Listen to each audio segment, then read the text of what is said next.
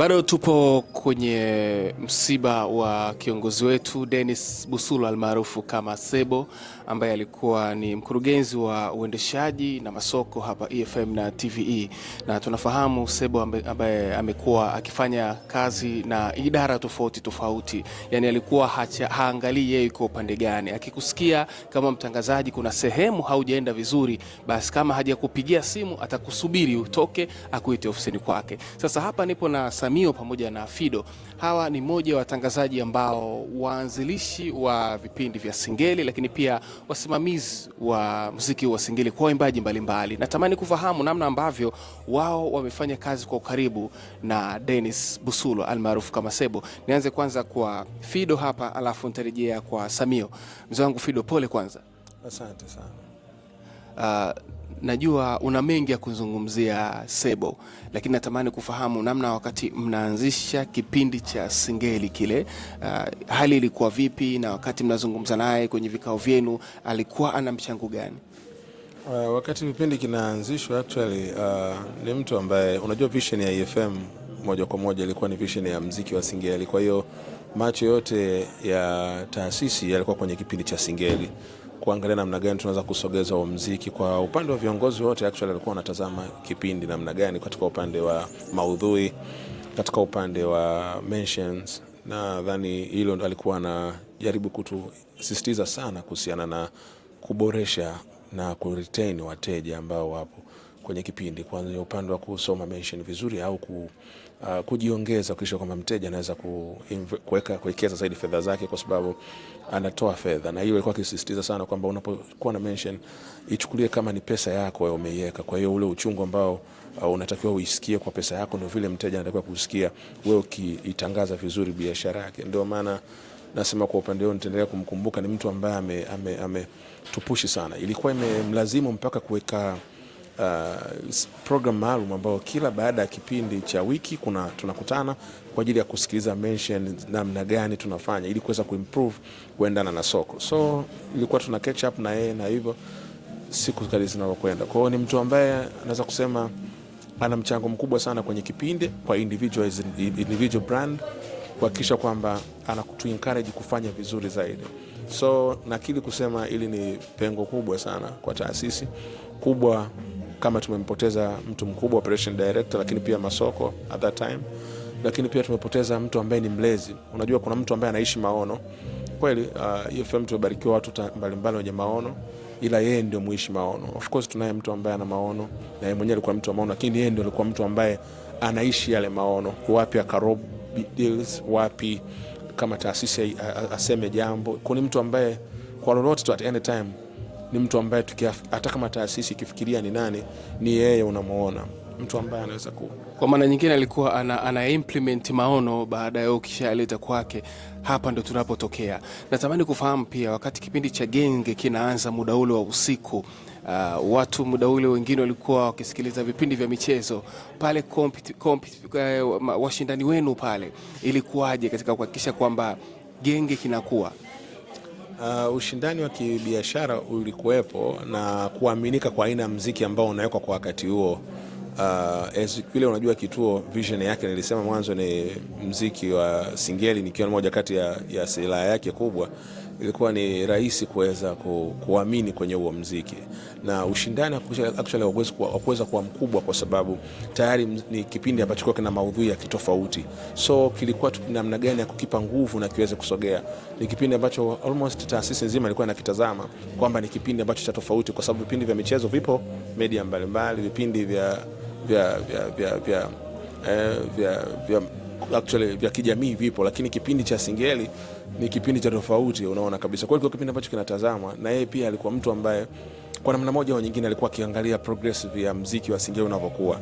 Yani mpaka kuna kipindi anatoa yeko, sasa hivi naona mmejipata. Na ukiangalia sio tu Genge, hata kwenye Funga Mtaa pia alikuwa ni mtu ambaye anakuja kwenye matukio yetu, na alikuwa hadi kuna siku nyingine anashiriki hadi mpira na nini. Actually kuweza kusogeza kipindi na pia kusogeza brand ziweze kusogea. Ni mtu ambaye pia ana mchango kwenye brand as individual, kutupa ushauri na hamasa nini cha kufanya. As individual brand unatakiwa kufanya nini iweze kusogea nani.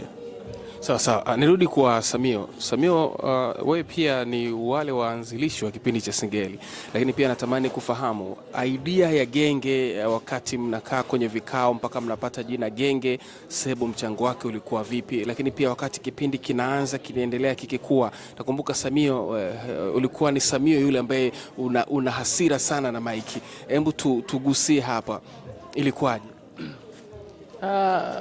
Kwa bahati nzuri kipindi genge ilianza wakati radio inaanza. Genge nadhani ndio ilikuwa vipindi vya mwanzoni kuwepo EFM, na lilikuwa ni asubuhi kwanza saa ule muda wa Sport HQ ndio ulikuwa muda wa genge, walikuwa wanafanya bongo flavor, walikuwa wanapiga muziki mingine kabisa.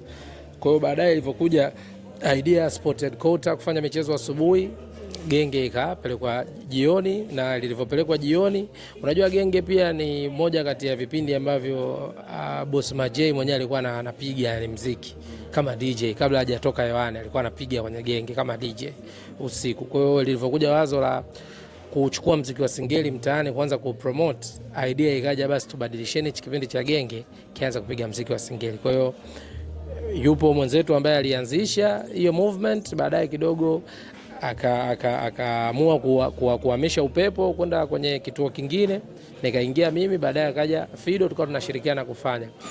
Kwa hiyo wakati ule ambao hiyo transformation inafanyika ya kuondoka mwenzetu yule na sisi kuingia, kulikuwa na ugumu sana. Yaani kuvaa vile viatu haikuwa kazi rahisi kwa kweli. Kwa moja kati ya mtu ambaye alikuwa anafanya sisi tuingie kwenye mfumo vizuri alikuwa ni yeye, kwa sababu kwanza alikuwa mkali. Yaani akiona mnakosea atawa blast hapo hapo. Kwa hiyo na nyinyi ili msifokewe, ili msimaindiwe na yeye, ni lazima mfanye, yani lazima mfanye vizuri. Kwa hiyo ni lazima mkae, mjiandae, mpange, unanielewa vizuri. Kwa hiyo ikatufanya sisi tukawa tunafanya kazi kwenye ile morali hali ya juu, kwa sababu tunajua hapa tukizingua tu nyuma yetu hapa kuna kiongozi wetu ambaye atatu blast, na sisi tulikuwa tupendi kufokewa. Na kuna wakati alikuwa hata anasema nitakufukuza, nitakuondoa kazini. Kwa hiyo hizo vitu kwa kijana ambaye unajitafuta, umepata nafasi, umeaminiwa, vilikuwa vinakupa hofu. Kwa hiyo ile hofu alikuwa anatutengenezea kwa wakati ule. Kuna wakati ulikuwa unaona boss vipi, mbona kama hatupendi, kumbe ndo alikuwa anatutengeneza. Si unaelewa vizuri, tukawa wakubwa, tukaanza kupush. Finally sasa hivi ukizungumzia muziki wa Singeli unaona kila radio inafanya Singeli, kila TV inafanya Singeli, lakini nyuma ya sisi kuwa hivi tulivyokuwa na kufanikisha malengo haya ya sasa hivi, sababu yeye pia alikuwa anasema hata kwenye vikao, natamani siku moja muziki wa Singeli upigwe kila radio. Na hicho kitu nyinyi ndio mnaweza mkakifanya. Unanielewa? Nyinyi ndio mnaweza mkafanya kila radio ikatamani kupiga Singeli. Na nyinyi ndio mna uwezo wa kufanya kila radio isitamani kudili na muziki wa Singeli. Na si kweli tukapiga kazi. Sasa hivi unaona wasanii wanajiachia, anaweza asije kwenye genge akapata interview radio nyingine, lakini zamani ilikuwa platform ni moja tu. Usipoenda kwenye genge hauko hewani. Si unanielewa vizuri.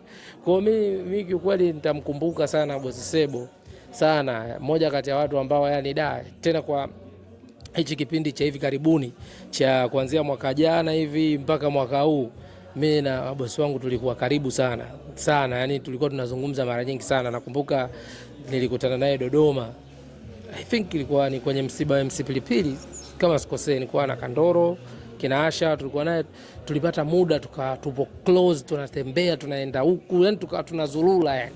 Na kauli yake, sababu nilikuwa mimi nilienda na gari binafsi, kwa hiyo yeye alivyokuja kule ikabidi mimi ndio niwe namuendesha kwenye movement zake za pale Dom. Kwa muda mwingi nilikuwa naye kwenye gari. Nakumbuka kauli yake ni moja tu, ananiambia, Samio, mlikuja ofisini kama wadogo tukawatengeneza, sasa hivi mmekuwa. Mtu aliyekuwa ana sifa mbili, cha kwanza anatengeneza hela, alafu anaonyesha kama kweli amekuwa. Kwa hiyo nyinyi sasa hivi mnatakiwa kujitegemea. Yaani alikuwa anasisitiza mnatakiwa kujitegemea kwa ukubwa wenu. Maana yake kwamba sitaki kuona mnalia, sitaki kuona mnakuwa wanyonge. Maana yake ni kwamba kama deals mpate, kama sio nini, unajua hivyo. Akanambia mimi nipo nyuma yako. Na kwa bahati nzuri tulivyorudi wiki 3 zilizopita kaniletea deal mezani ya kinywaji, na yeye ndo kasaini mkataba. Pap. Yaani hiyo hela imetumwa nusu yake, na yeye kaituma, amemtumia Kandoro. Unaniona vizuri? Yaani kaleta dili, hata hiyo kazi yenyewe sijaanza kuifanya, amededi. Kwa hiyo unaweza kupata hiyo picha yani. Mimi mara mwisho kuzungumza naye, of course jana kwenye kikao ameongea, lakini alikuwa ananipigia sana simu. Kwa sababu ilikuwa ukiona simu ya bosi Sebo, yani wewe mwenyewe lazima upagawe. Huo ni ukweli. Kila mfanyakazi anajua. Lakini sasa ikafika hatua mimi nikiona simu yake na fly, kwa sababu niko ananipa vitu. Bwana, kuna mtu inabidi ukutane naye. Sisi kuna kikao inabidi tufanye. Kuna nini bwana, kuna hii chukua, hii kataa, hii achana nayo. Hiki unachokifanya. Yani hivyo yani sasa, yani kwa kweli nimeipokea hii taarifa kwenye na ni mbaya sana, najisikia vibaya sana kwa kweli.